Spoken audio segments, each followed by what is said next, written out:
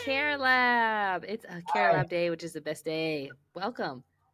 Yeah, and we've got two guests on today here to share their caregiver story. Let me tell you a little bit about one of them. So we have here Vincent Zappacosta, who has a background in graphic design, theater, and yoga. His book, Dementia Mama Drama, is about the daily doses of dementia with his mother and how he and his husband dealt with it through humor and music. It focuses on the positive rather than the negative in caregiving. He's a strong advocate for dementia and Alzheimer's and is spreading his positive message through international podcasts, interviews, and social media. His writings have been published by several leading Alzheimer's organizations, and Vincent and his husband, Douglas Christensen, recently premiered their play Some of These Days, spelled Daze, about their caregiving experiences at the Fringe Festival. Currently, they're working on a treatment for a series based on dementia mama drama. And we also have Douglas Christensen here, who comes from the world of theater and dance, and he traveled performing internationally and loved experiencing different cultures. And after moving to New York, he worked in publishing and eventually met Vincent Zappacosta. Fast forward many years later, we won't say how many, they're still together and continue to make each other laugh. His role as a co caregiver for Vincent's mother added another level to their relationship, and their journey is brought to life in the book Dementia Mama Drama. And they continue to participate in podcasts and interviews, supporting caregivers and Alzheimer's by sharing their experience. So, thank you so much for both of you being here. Well, thank you for Thanks having for us. having us. Yeah, for sure. Okay, so we got all the formalities out the way. Yes. Now you have to answer a icebreaker question, and you have to answer it first because we're rude people, and so we let the guests go 1st. And it's not going to be that challenging, and it shouldn't be weird, I don't think. But here's what I want y'all to know. Wait, hold on a second. It shouldn't be weird, I don't think. I mean, I gotta leave it up. That's what you want to hear before someone asks you a mystery question on a podcast. A mystery question. Yeah. Starting to sweat a little now. Yeah, I know. There's no need. I have a lot of bark and no bite. I actually want to ask everybody. When I say the word memory, what's the first thing that comes to your mind? Good feeling. Mm. Good feeling. For me, it was cloud sky, something high, floating memory. Oh, that's so interesting. Yeah. I love it. And I also appreciate that y'all just did the word association and like didn't explain, just give us what the first thing comes on your mind. Emilia, what's your first thing that comes to mind when you hear the word memory? Oh, I'm such a nerd. I'm thinking about like memory encoding and like the attention process and getting things from working memory to short term to long term. A thesis statement, basically. Yeah, basically, such a nerd. What about That's you? why word association is such a good tell of personality, because it's like the first thing that comes to mind. When I think of memory, mine's similar to Vincent's actually, because I think of goodness, because I'm the kind of person who lets memories go really fast if they're not good, and it's like it never happened. So to me, my memories are good. Yeah. I mean, the other thing, thinking about it a little bit, but not really, because I was listening to you two.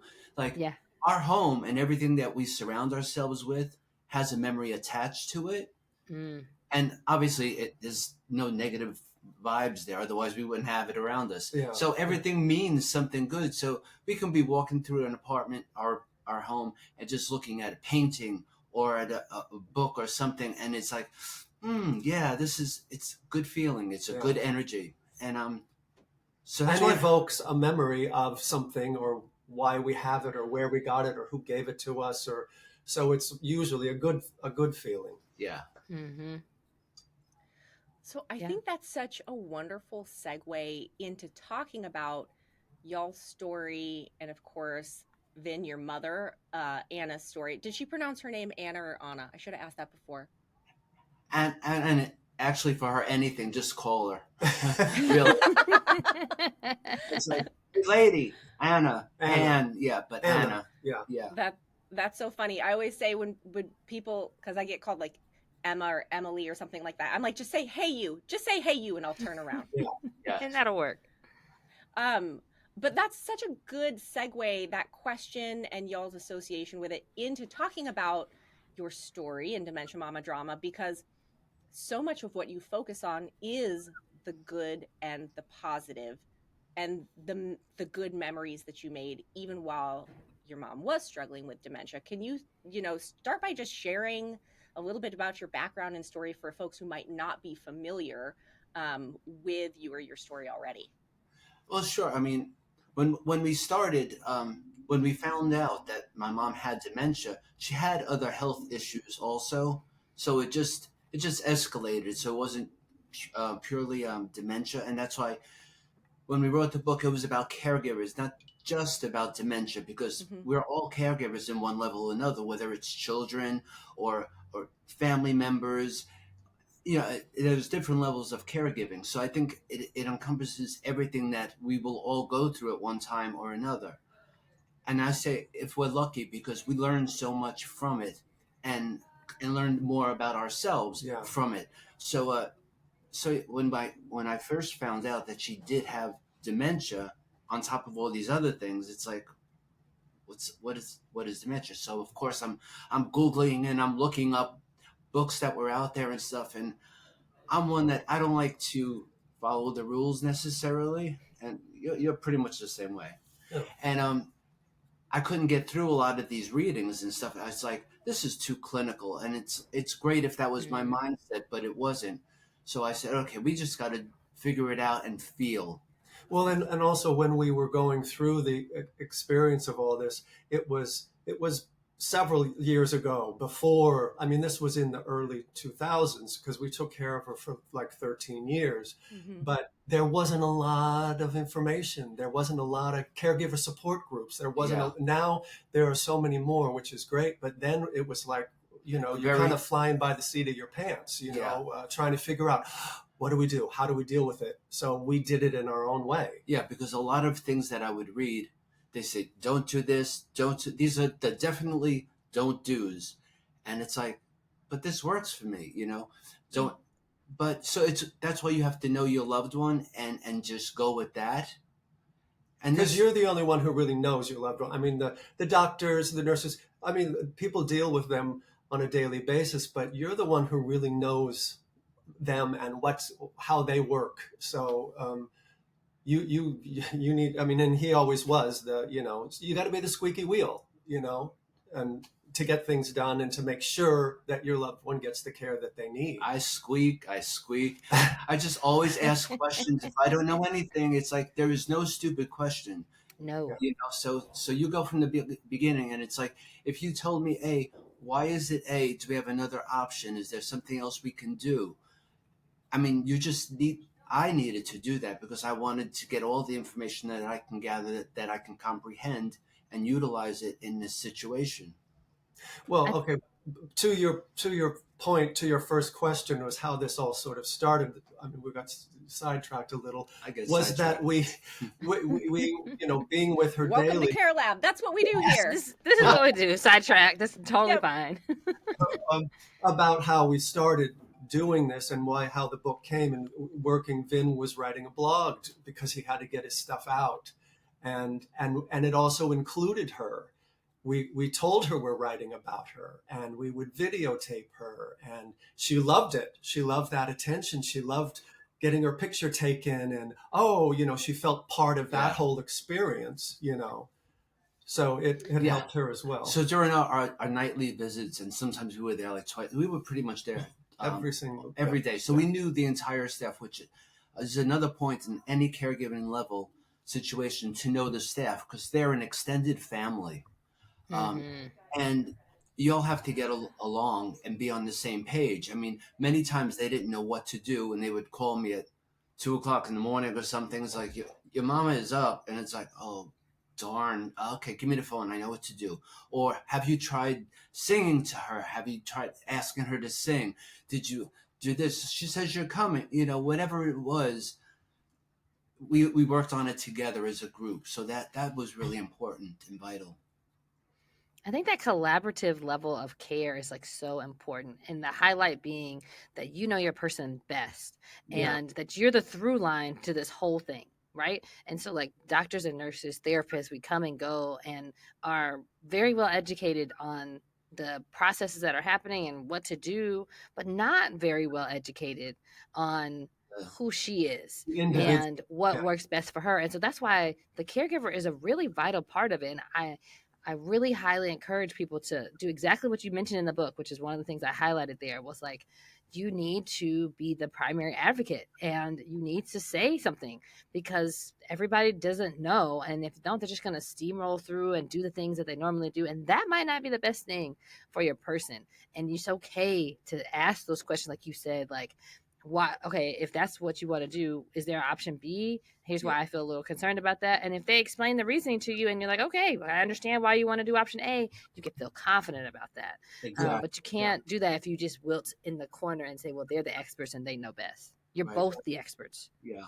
Because the first thing, I mean, just a really short thing, one of the first things in the first place that she was in after her operation was the social worker said to me, you come and visit your mother too often. Stay away from her for a week. Yeah. Well, I almost slapped her across the face.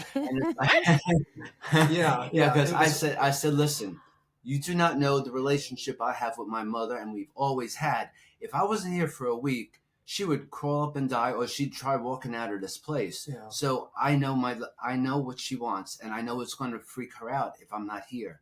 So thank you very much, but that ain't gonna work for Mama. Yeah. That's that. So, but that was the first thing. That's the first time I said, okay, you got to really like know and do. Yeah, wow. I can't even think of a scenario where I would tell a family or suggest that a family member be less involved. If anything, I feel like I've spent a lot of my career trying to get like more involvement from all the stakeholders, right? A lot of people aren't involved. Yeah, because to your point, this is a team effort. It's a collaborative effort. One of the things that I highlighted when I was reading Dementia Mama Drama was your section that you brought up just now about making sure that you get to know all of the staff who works in the place where your loved one is living.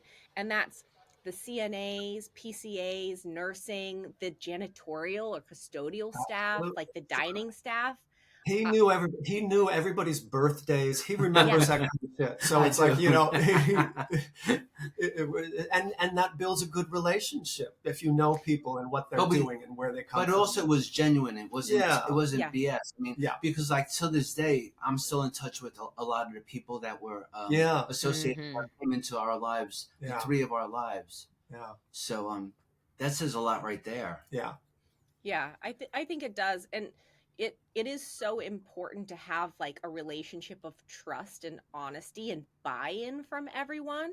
So kind of fostering that goes a long ways, because at the end of the day, if you need something for your loved one, if you needed something for your mom and you needed someone in that building or in that community to do it for her, you're much more likely to have success in that if you have a relationship with them where they know where you're coming from, where you know where they're coming from, and you can really genuinely work together.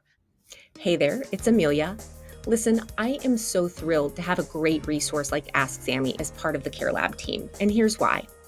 It's a game changer for aging in place because it makes it so simple. All you do is ask. Just type in your question or even tell Sammy what the problem is and get tailored solutions. Everything from innovative adaptive equipment to comprehensive resources. It's a great way to become more empowered, to live more independently, and to live with greater confidence. And my favorite thing about how Ask Sammy works is it's deeply rooted in dignity and practicality. So whether you're a fellow therapist, a care partner, or someone who's seeking solutions for themselves, visit www.asksammy.com. We're going to link it in the show notes so you can find it there. Start making home more accessible today.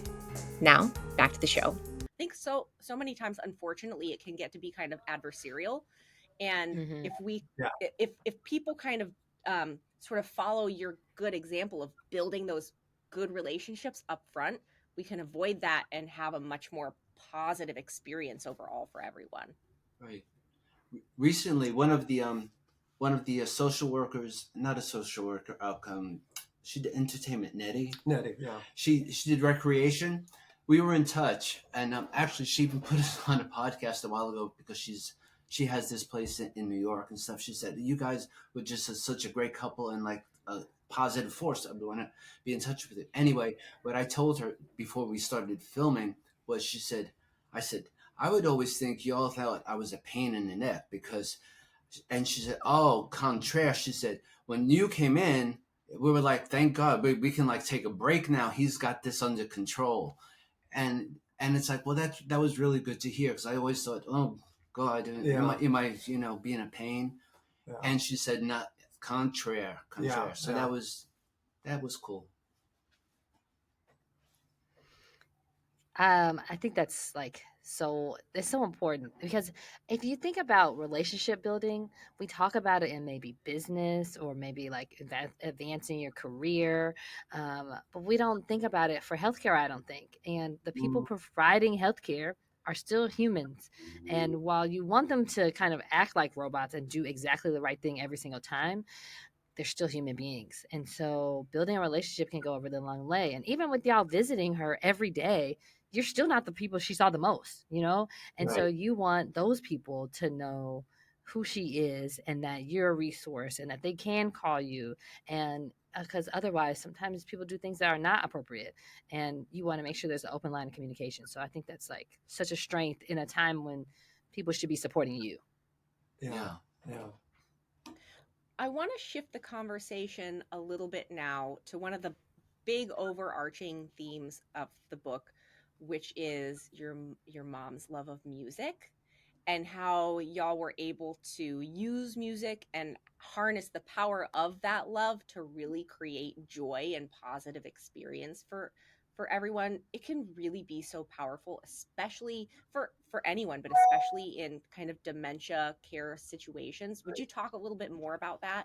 Sure. Music for me came at an early age because my mother came from a family of 13.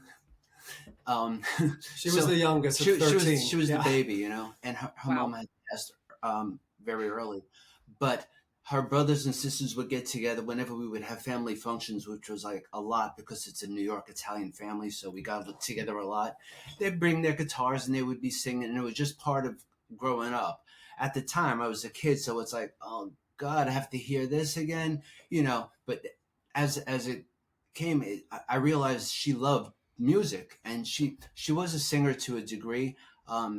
She auditioned for kiddie shows, and she was on kiddie shows, little radio all shows, these things. So she would bring up these stories, and we would talk about them, and then she would just start singing every once in a while. Especially if she was like, I can tell she was feeling blue, and she would just start singing, and it's like, okay, I think we got something here. So then I would sometimes sing along with her, or it's like she'd just be there because sometimes. I mean, if you're in a nursing facility, you're not always the cheeriest person because most of them do not want to be there, So I can tell she was blue, and it's like, why don't we sing something? So that's when we started filming her singing it also and stuff, and it just grew from there. Well, it always, no matter what, it could change her mood just like that, and she would forget about whatever, and she would sing her favorite songs. And if she didn't know the words, she would always even make up the words, and everything would rhyme. And sometimes she would sing these songs and know the lyrics to these old songs. It was like, how did you remember? And I was saying, how can you remember that, but you don't remember what you just ate? Yeah. So she said, well, what do you mean? You don't know those words? And it's like, no, it was before my time, Mom. But it was... But it was the best tool for us because it was something she loved, and it always brought her out of whatever she was in, and it changed her mood, and it really it was magical, really, music for us. And the thing, Dementia Mama Drama, the title of the book came because she always wanted to be an actress, and she was always over the top. That's the way she was. And the apple doesn't fall far from the tree, But she, so then we started filming her, and then that was like we created a monster. It's like, oh my god! So we would be there having coffee and cake, because God forbid you don't bring coffee and cake when we're visiting if it was late at night. And she'd have a coffee. You're not gonna film me now?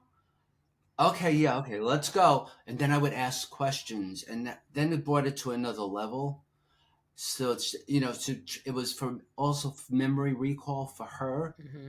but also so that I would learn more about things that maybe I didn't know, before me, or when I was too young to give a darn. So Mm-hmm.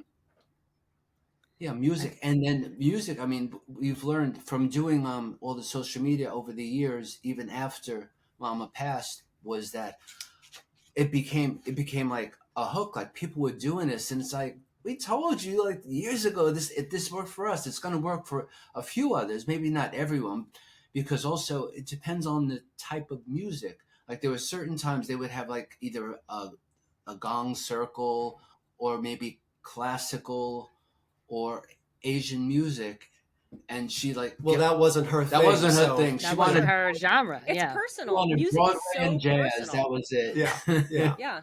But But I think the thing that I think is so strong about this is y'all leaned into what was a part of her personality, but you also probably unknowingly leaned into science, because there's even a whole discipline called music therapy, right? Yeah, And it's used heavily in memory care facilities because it has such powerful purposes. And you're so right. Like, it's not just the fact of having music, it's music that you connect with, music that right, you're used to from your experience. And yeah, so it has its calming effects, but also like mood changing effects. And so people have studied it, and there's a lot to go behind it. And you followed your instincts and did a yeah. thing and it worked, and that's like so powerful. the people in the UK especially, they have a lot of different organizations and stuff that support that. Like they were giving out, I forget the name of it because there's been so many and I can't remember everything right now. But but they would hand out iPods or for the residents there, and they Mm-hmm. would notice a difference. So that's a big organization actually that follows us and very supportive. Well, I don't know if it's surprising, but UK has a really big dementia community in social media that dementia that he's connected with, and Yeah, they're very positive and very out there. yeah. I have a question. I know that part of the reason for writing the book is to share your experience so others can learn from it, feel encouraged by it. But what would be maybe, and I would love if each of you answered this question, what would maybe be like your top two things that you always want to relay to another family caregiver from your own experience? Like, what are if you would have known these two things before finding out her diagnosis of dementia, it would have been helpful. Mm. Well, it's back to, I mean, for you, it's to always speak up. Don't Mm-hmm.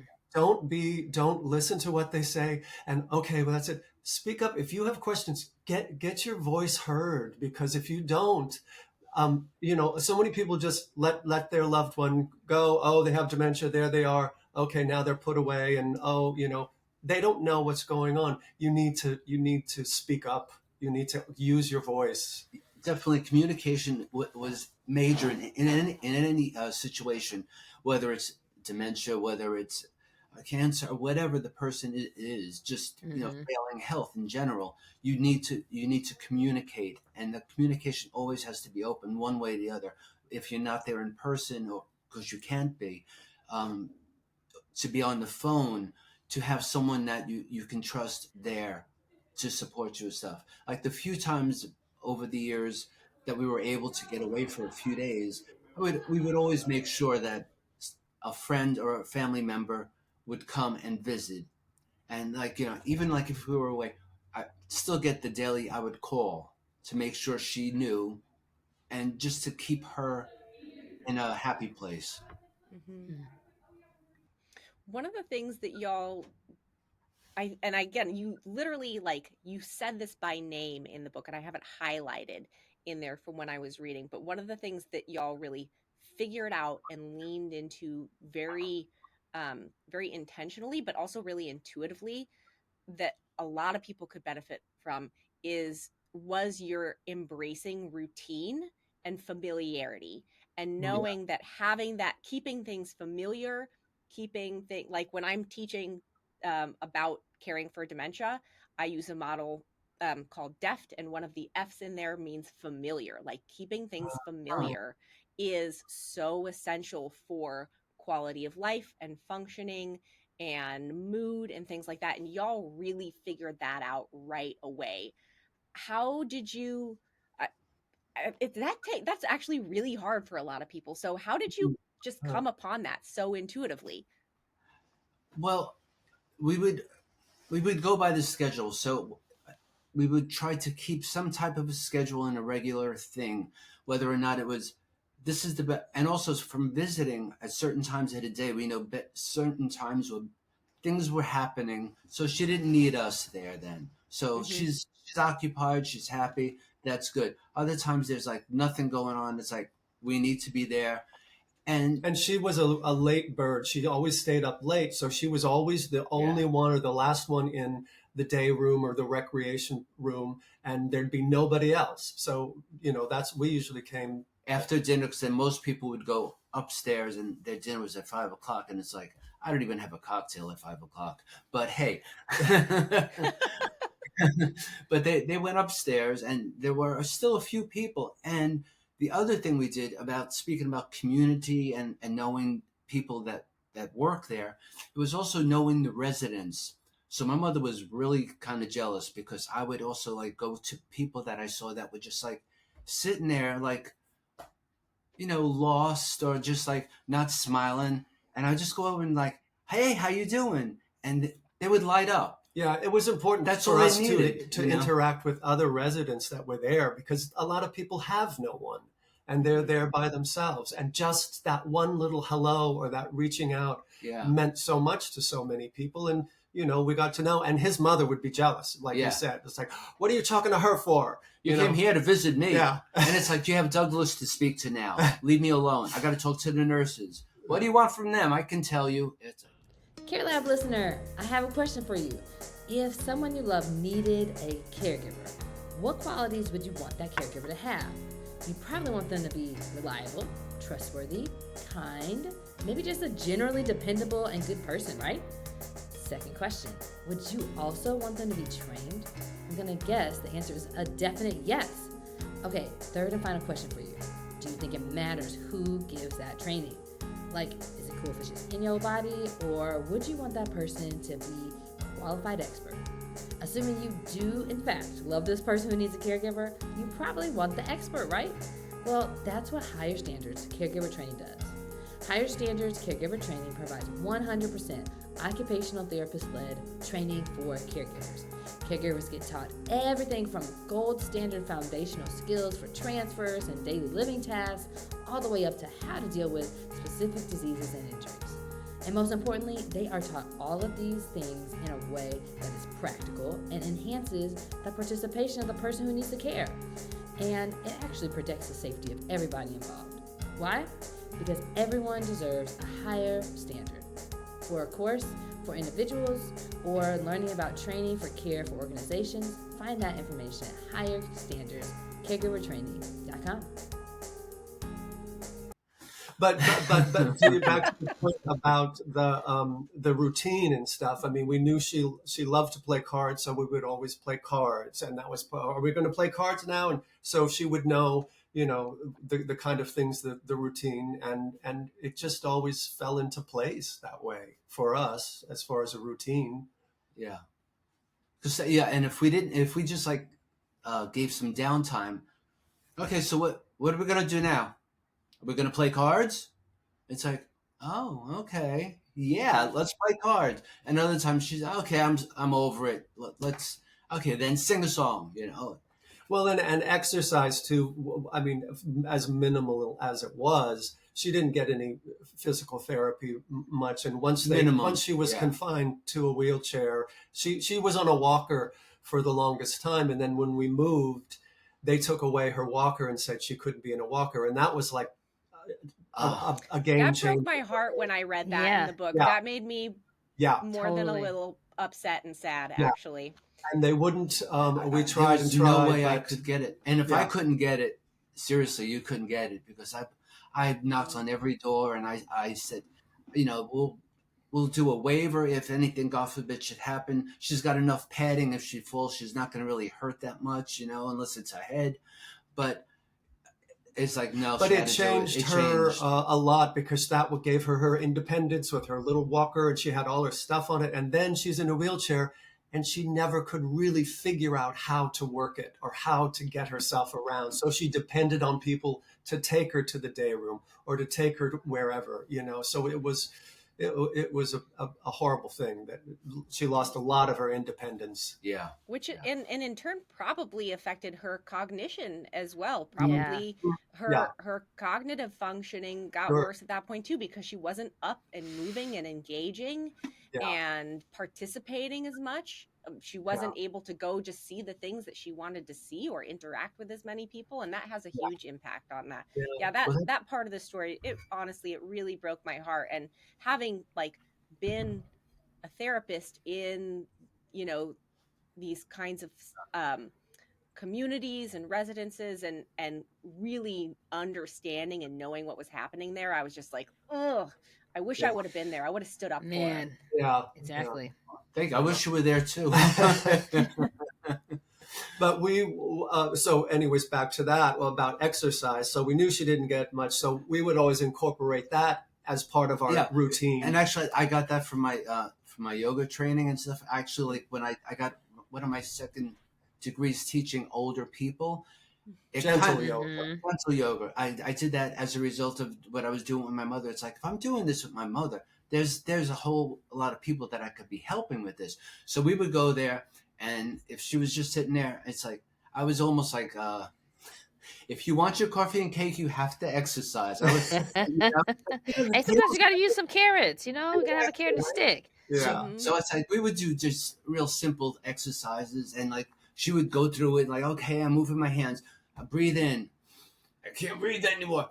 Breathe out slowly. So we would do these relaxation, because I can tell too if she was uptight or just like stressed about something. So the breathing helps everybody. I mean, without breathing is essential. So that's another key point to anyone. And before we would get in there and walk into the nursing home, sometimes in the second one, we may have had not the best of days, but we would either hold hands or something and just here we go. It's like, okay, let's breathe in now.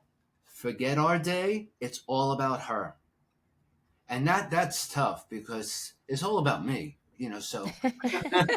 In the regular life, right? Yeah. But I think there's a thing that you're hitting on that I think is really important, and it's that is again that leaning into what is needed, and that actually having a whole lot of science and stuff back to it, and so like you didn't have to overcomplicate it by reading a bunch of medical studies. Right. You again are the expert at what you could see being useful. And then for example, if I was the therapist, I could come back and be like, yeah, this is evidence-based treatment. Let's bump this up and add additional to it. And so I just want to say that out loud to encourage all the family caregivers that are listening, that there's a lot that you already know and that you are probably applying or think about applying, and it's probably useful. And you should feel strongly about doing that. Yeah, definitely. You go with your heart and the feeling. Just like Doug said before, it's your loved one the best. So what you drag stuff out of the past and see which ones are going to work, like whatever they would talk about previously. And not only for dementia, this is for anyone. If they're just feeling bad, it's like you bring them the favorite food, because who doesn't like to eat? I mean, seriously, It is one of the great pleasures in life is amen. Eating, right? Yeah. I'm gonna get some water. Speaking of which, he's going to drink some water. So, was this the book that you said you read? That is the book. Absolutely. I had to do a selfless plug. I can't believe I just did that. No, I can. Yeah. Listen, all day long. We'll do it again at the end. one of the things that I think y'all were very good at was really truly being in the moment. I also think it's so interesting that both of you have backgrounds in theater, and I wonder if having a background in theater helped you to be in the moment in real life with your mom, because like so much of, like, if you think about improv, it's like yes and, like, I'm just going to be here and go with it, right? Do you think that helped keep you flexible and allow you to be in the moment with your mom more naturally than maybe that comes to other people? I think so. I think that's a good point there, because Yeah, I didn't think because about that. generally as an actor, you have a little bit more empathy, or you're open because you're always studying characters that you're going to Mm. play. So you have to be open to things, and you can kind of feel out the situation. But also, like, growing up in New York, I was very kind of street smart. Like, I knew what was going on at an early age. I just knew.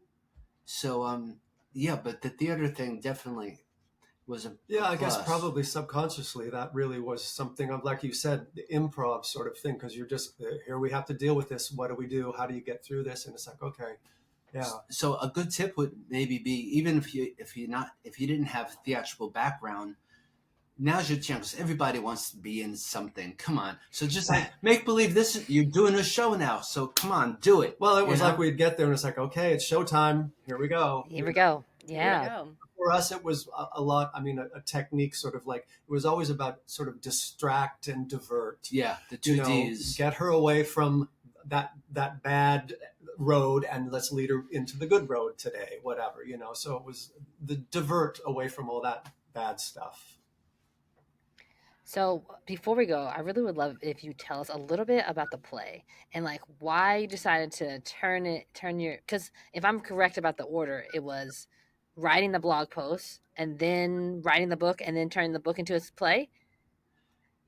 And if Kinda. so, why did you feel like so tell us a little bit about that. Okay. So you were right. The first part, it was about the blog, and it was because it was helping all of us, but especially Mhm. for me, because I couldn't sleep at night, because it's like I got to vent this. So I'd be typing and writing stuff, and then it turned into a book, a, a, a shorter book, a shorter version. Even though we do have more chapters to add to this one, Mm. um, it's we started doing this, and we told a few people about it, and one of our a director that we know locally said, "Oh, you should make this into a play," and it's like, "What?" And it's like, "Oh, that makes perfect sense." So we turned it into a 35-minute piece For the Fringe for Festival, the Fringe Festival. short So yeah, piece. so we were in the Fringe Festival, which was great. And the really odd thing about what happened when they were doing auditions, they found the perfect mama. Yeah, And it's she was just great. she was great. She was so much in sync with my mother, even though at this point my mother had passed. But she was from New York. She like certain colors, just it was like great. But they couldn't find us, and this is like going into the characters to play us. I mean, they found us because we were there, but so they finally the director said, you two guys, you have background in this. You got to play yourselves. And I'm like, hell no. Yeah. No, it was still too close. It was too raw. Yeah. Too raw Yeah. still. But we did it. But we did it. So that was for the Fringe that we did that. So to say these words that actually happened, and to hold, because sometimes it's better not to like let it all out, but to hold back, because sometimes that becomes more real. Like I'm saying, like if you want to cry, it's better to like hold back your tears in acting. That was a tip from Judy Garland, by the way. Thank you, Judy. Thank you, Judy. So we worked on it more, and developed it into a full-length play. And we had some readings in out here and in New York as well. Yeah, on both coasts. And then we continued working on it, and then it became a full-length play. So it's two acts. Thank you. And but then we put that aside, because it's like, this book, we never really finished it, and this was during COVID. So it's like, it's pretty much done. And I designed the whole thing, and 95% of the photos are mine because I was an art director too. So it's like everything had to be laid out just the way I wanted it to be and stuff. So it's like, let's do this book. So it was during COVID, and it was like, okay, here's an opportunity to really focus on this and get this laid out. And the way that we decide, I mean, Dementia Mama Drama, it's a daily dose of dementia with mama. And it's like little chapters that are, because a lot of caregivers, a lot of people, you don't have time. And so here's a little snippet you could read. It's a very easy, digestible, quick read. Yeah. Lots of good lessons. Yeah. Mm-hmm. Yeah. And that was kind of because that's the way I like to read things too, because I'm not a big avid reader. And if it's this long War and Peace, it's like, girl, I ain't reading this. Yeah. I need the short chapter. If that was broken up into like 4 pages per chapter, I probably could do it. But that was the reason why it was done that way. Yeah, like a daily dose. Here's a little dose, little doses. And then like getting all the positive feedback from it and stuff, it's like, I think we have to take, instead of going back to the play, let's try to bring it into so that more people can relate to it in a bigger audience, and not only dementia, but caregivers, and the bottom line being positive. So that's when we started the series. And so we wrote the pitch. The pitch has got to be a little cleaned up. But other than that, we have the whole arc of the way it would go. But for us, for this particular piece, it's going to be more about the couple dealing with the mother than the mother.